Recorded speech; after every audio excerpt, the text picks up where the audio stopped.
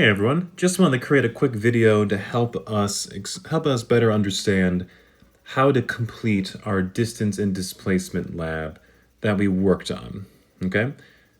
So remember, during the lab, you were given 4 different scenarios where maybe you walked forwards, backwards, and more forwards, or maybe you went up, to the side, down, and then you recorded how far you went in each one, whether it was like 2 meters, 3 meters, 1 meters, whatever, okay? So then once you recorded all those, your job was to then create a sketch based on what the image looked like and specifically make it to scale. Okay?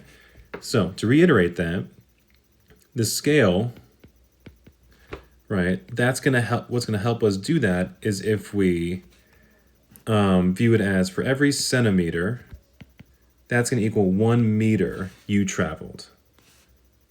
So it's gonna rewrite that. So it's 1 centimeter on paper is gonna equate to every 1 meter you moved. Okay? So let's do an example. So let's say you did a scenario where you did, like, the overall shape looks something like this. This is not to scale, this is just what it looks like. Where you traveled, let's say 2 meters up, 3 meters to the side, and then 1 meter down. Okay? So we want to be able to draw this to scale on your graph paper, because then once you've done that, that'll help you calculate your distance and your displacement really easily. So let's figure it out. So we'll pick a starting spot. Let's pick like right here somewhere. And like we said up here, for every meter that we move, we're going to put down 1 centimeter on the paper. So to do that, either your graph paper it's not perfectly aligned like this, but ideally your graph paper is about, for every 2 blocks like this, that's going to equal about 1 centimeter. If you want to reference it like that, it's approximately like that. Then you could totally use that to ballpark what your sketch looks like, right? Where, let's do it for this one. So we're going 2 meters up. So that means if it's 2 meters, that means we're going 4 blocks, right? Because for every 2, it's 1 meter. Like this. That's 2 meters. Then we want to go 3 meters to the side. So that's going to be 2, 4, 6. Because remember, it's every 2.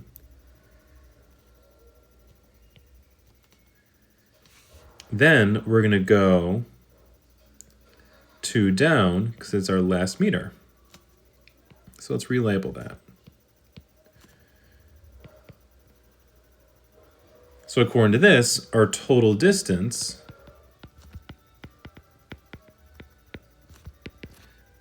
is going to be 2 plus 3 plus 1, which is going to be 6 meters. But how do we find that displacement, right? Like this whole time when we've talked about displacement, when we've seen those examples, it's usually like on a straight line where it's like you're going east, west, east, whatever, or north, south, north, left, right. Combining the two adds another kind of element of challenge to it. But what we do know, right, is that our displacement is going to be the distance, the shortest distance between where we started to where we ended, like that, right? So if we connect those dots, what we can use to make our life a lot easier, and this is why we do it to scale, you can take a ruler. So if I take this ruler and line it up with that line, we're getting a displacement that's somewhere around like a little over 3 centimeters. So if our displacement here, so here, let me try to write over here. So according to this, the length on the ruler there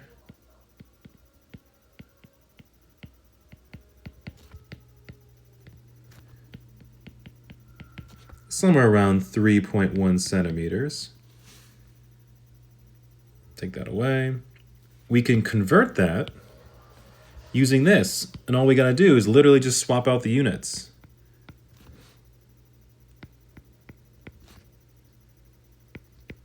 So the real value is gonna be 3.1 meters.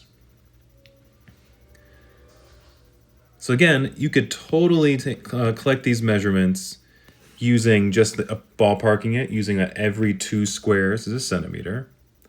Or you can use a ruler like we had before and just manually measure it. So again, let's redo what we did the first time. So that first one, right, was 2 centimeters. So if we start here, right, that's at 0. And we got 1 centimeter, 2 centimeters. Draw our line. Then start your ruler over again where that line led off. About 3. Flip it one more time.